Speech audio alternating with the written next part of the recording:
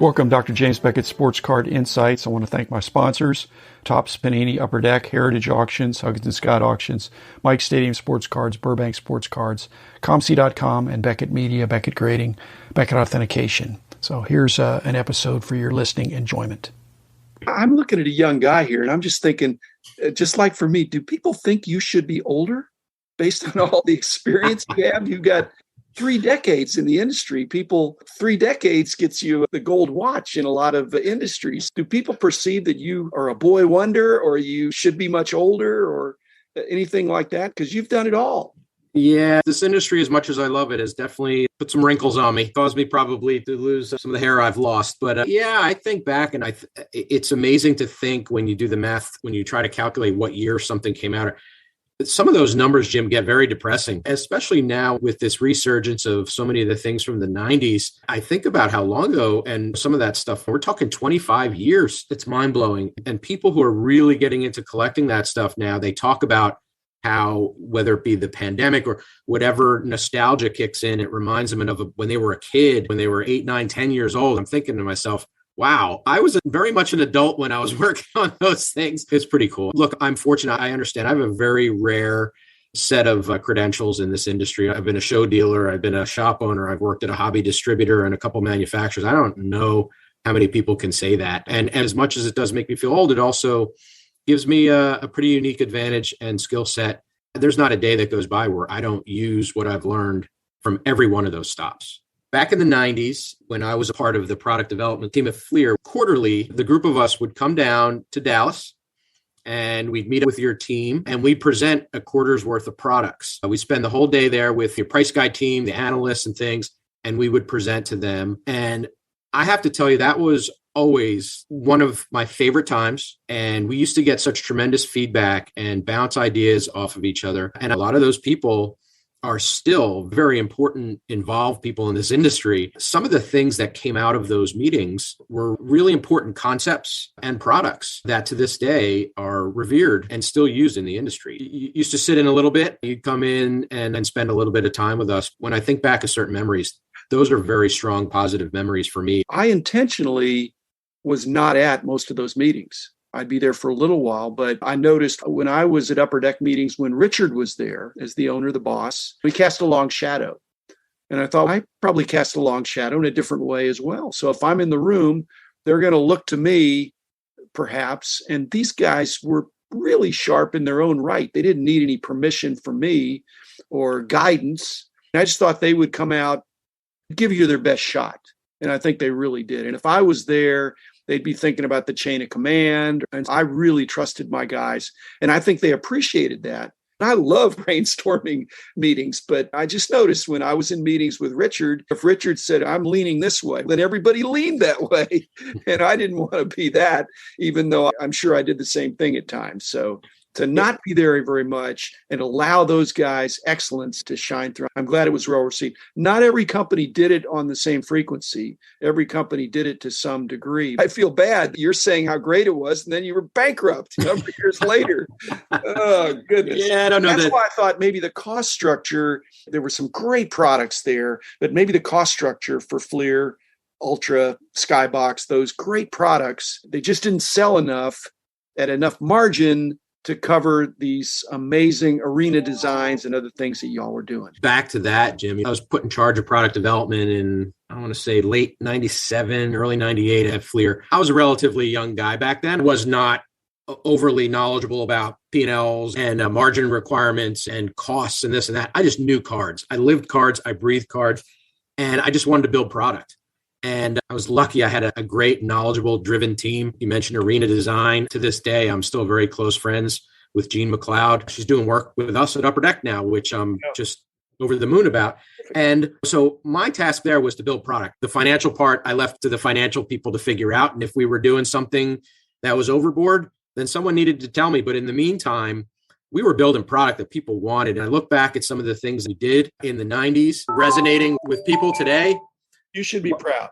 Yeah, I am. Absolutely. Do I know a lot more about those things now with a lot more experience and knowledge? Absolutely. But we put down some concepts and some ideas and some designs. And they're hard to replicate. Even today, with all the technology and how it's progressed and everything, there was probably a decent cost attached to doing all that. But we didn't really know from that. We were just trying to build what we thought collectors would really appreciate and collect and find interesting. Yeah, from a cost standpoint, I'm not sure that was great. But I'll tell you, we came out of those meetings, like I said, with some concepts that still to this day are used. Those were great meetings. And one of your key guys in those meetings on the Beckett side, Grant Sandground, he runs product development for us at Upper Deck. I've worked with Grant now for 25 years. So a brilliant guy, and continues going as strong as ever, heading up our team and building tremendous products. So another lifer there for sure. But no, I just think you're admitting to what I'm saying, that in these meetings and in your creativity, there are additional complications of the product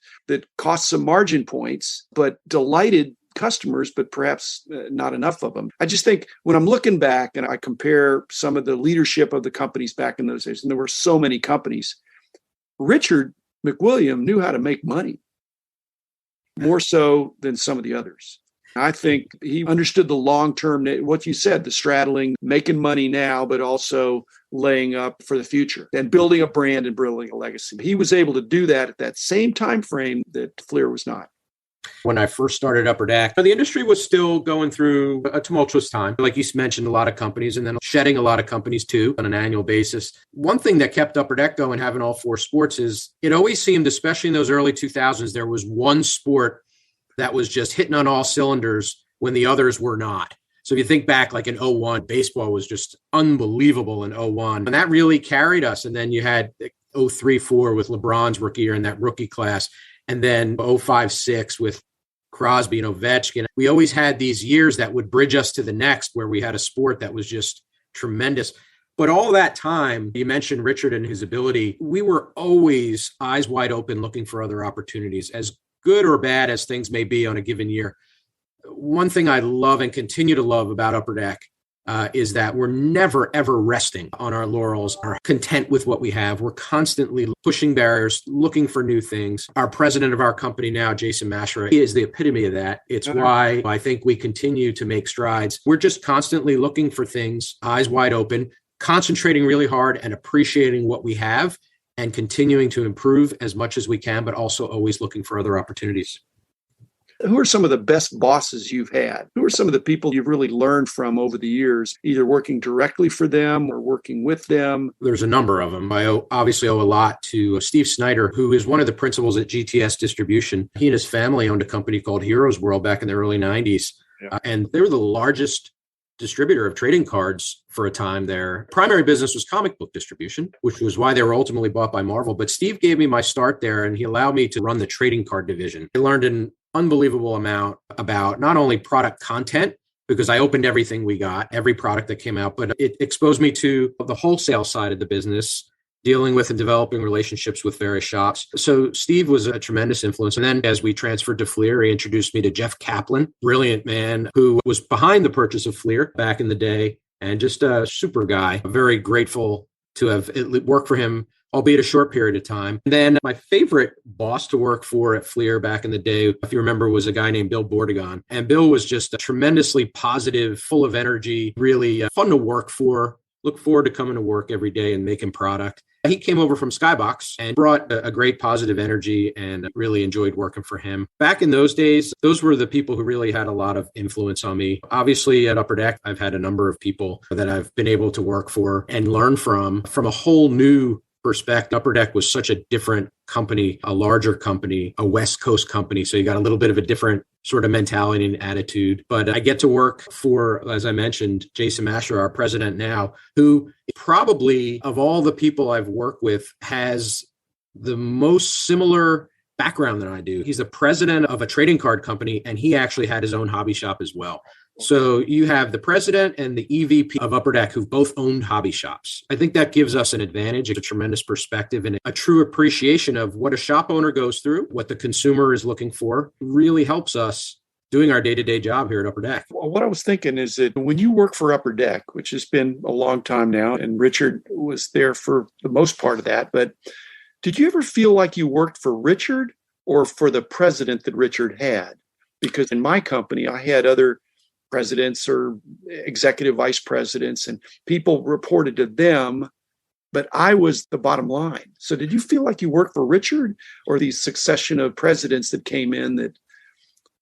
Well, you ultimately work for Richard. And I don't omit Richard when you ask me that last question for any other reason other than, and now, to your point, I actually reported to Richard for a very short period of time, but I learned an awful lot from Richard just about business. People didn't always agree with some of the things he did and some of the methods. I didn't always agree with them, quite frankly. You knew where you stood. One of the things I think that gave me, I don't know if it's an advantage, but certainly respect from Richard was there were an awful lot of people who told Richard what he wanted to hear, or they thought he wanted to hear, or maybe they were afraid to tell him what the truth was. I wasn't like that. I went in and my interactions with Richard were always like, look, I'm going to tell him like it is. I'm not going to tell him something so that he doesn't get upset or that's untrue. I was always very honest with Richard, and I think I earned an extra level of respect from Richard for that, and probably a good portion of the reason I lasted as long as I did working with Richard. I think that really helped quite a bit. When you work at Upper Deck, whether you report directly to Richard or not, there's always a sense that you work for Richard regardless. But there's a long list of people that reported to Richard for a short period of time. You're the only one I'm aware of that's still around, Mike. That's somewhat facetious, but again, I think that was part of Richard's excellence. It was. It really was. And honestly, tremendous legacy. What he built was historic and a legend in the industry. Absolutely. And like I said, most people probably have times where they didn't agree with some of the things Richard did or how he acted or the way he handled things. But you could say a lot of those things about a lot of people. And he cared so deeply for the company and took a lot of pride in what he built. And honestly, I am honored. Richard's wife owns the company, and she is very conscious of continuing the legacy of the brand and what Upper Deck stands for. And we take a lot of pride in continuing to carry that torch. You had this tremendous media company, standard of the industry, held so much responsibility in the industry and continues to today. What drove you to pivot and consider adding grading to that portfolio? I've said, I think I was the holdup. Some of my sharpest people, including Grant, you've mentioned, were recommending that we go into grading. And I was the holdup because I just thought we're doing great with our magazines and price guides and online stuff. Our digital presence was strong. This is going to be something that's going to cause some people to have hiccups. Hey, why are you getting into grading now? You guys should not be grading if you're pricing. And I don't think my skin was super thin or anything, but after a while, I just worked through it. I thought, wait a minute, we were already grading cards anyway. So we should have done it a couple of years earlier. I kept making them go back and tell me, how is this going to be not a copycat thing? PSA was really gaining traction. SGC was already out and about. And I just thought, I am not going to do a Me Too thing. We've got to have some innovation that causes people to think, hey, okay, this is another approach to grading. Still going to get really accurate grades, but we're going to do it a little bit different, and we're going to do it better. And I think we did do it different and better, but PSA had a big lead, again, thanks to me being slow, and their registry just that's the juggernaut that they had. And we could never catch up on that. It was not a winner take all, but it was a dominant thing. I wasn't shooting for a duopoly where there are two market leaders, the Coke and Pepsi thing, because I want to be first, but we were never able to catch them in spite of our innovations and the creativity we brought to it. That was well received. So I was the holdup, Mike. I think we probably should have done it sooner because we were always grading cards. In order to be able to evaluate and do price guides accurately, you had to know that when something sold for more than expected or less than expected, it was only because of condition. So we had to factor that in anyway. Grant and Dan and some of the guys that were involved, they stopped short of saying, hey, trust us, we got this, because they knew it was a really tricky thing. I said, well, what I'm going to be impressed with is that we're doing something that's innovative, that really is responsive to the needs of the industry, and it's going to take grading to the next level. I think we did. We just weren't able to pass up PSA in volume.